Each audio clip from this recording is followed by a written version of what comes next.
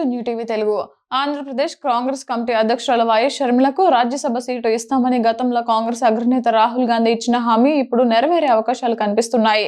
కర్ణాటక రాష్ట్రంలో కాంగ్రెస్ పార్టీకి లభించే 3 రాజ్యసభ స్థానాలకు గాను వైఎస్ షర్మిల పేరును అధిష్టానం ప్రముఖంగా పరిశీలిస్తున్నట్లు తెలుస్తోంది. రాహుల్ గాంధీ స్వయంగా ఇచ్చిన మాట ప్రకారం ఆమెను కర్ణాటక కోటా నుంచి ఎగువ సభకు పంపించేందుకు ఢిల్లీ స్థాయిలో జోరుగా కసరత్తు సాగుతోంది. ఈ స్థానాల కోసం కర్ణాటక స్థానిక నేతలైన బీకే హరిప్రసాద్, రాజీవ్ గౌడ్ పేర్లు ప్రముఖంగా వినపడుతుండగా కేంద్ర స్థాయి నుంచి కాంగ్రెస్ అధికార ప్రతినిధులు పవన్ ఖేడా, సుప్రియా శ్రీనటేల పేర్లను కూడా పార్టీ నాయకత్వం పరిశీలిస్తోంది. వీరితో పాటు వైఎస్ షర్మిల పేరు కూడా ఈ జాబితాలో చేరడం ఇప్పుడు రాజకీయ వర్గాల్లో అత్యంత ప్రాధాన్యం సంతరించుకుంది. మరోవైపు ఆంధ్రప్రదేశ్ కోటాలో ఇప్పటి వరకు వైఎస్ఆర్సీపీ రాజ్యసభ ఎంపీగా ప్రాతినిధ్యం వహించిన రిలయన్స్ ప్రతినిధి పరిమళ నత్వాని పదవీకాలం ముగిసింది. దీంతో ఆయన మళ్లీ జార్ఖండ్ రాష్ట్రం నుంచి ఎగువ సభకు ఎన్నికయ్యేందుకు సిద్ధమవుతున్నట్లు సమాచారం.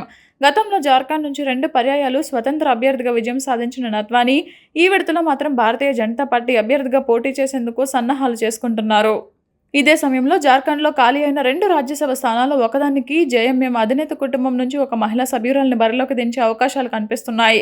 ఇక్కడ 2వ స్థానాన్ని దక్కించుకోవాలని కాంగ్రెస్ పార్టీ ఆశిస్తున్నప్పటికీ ఆ పార్టీకి ఉన్న 16 మంది శాసనసభ్యుల బలం సరిపోవడం లేదు.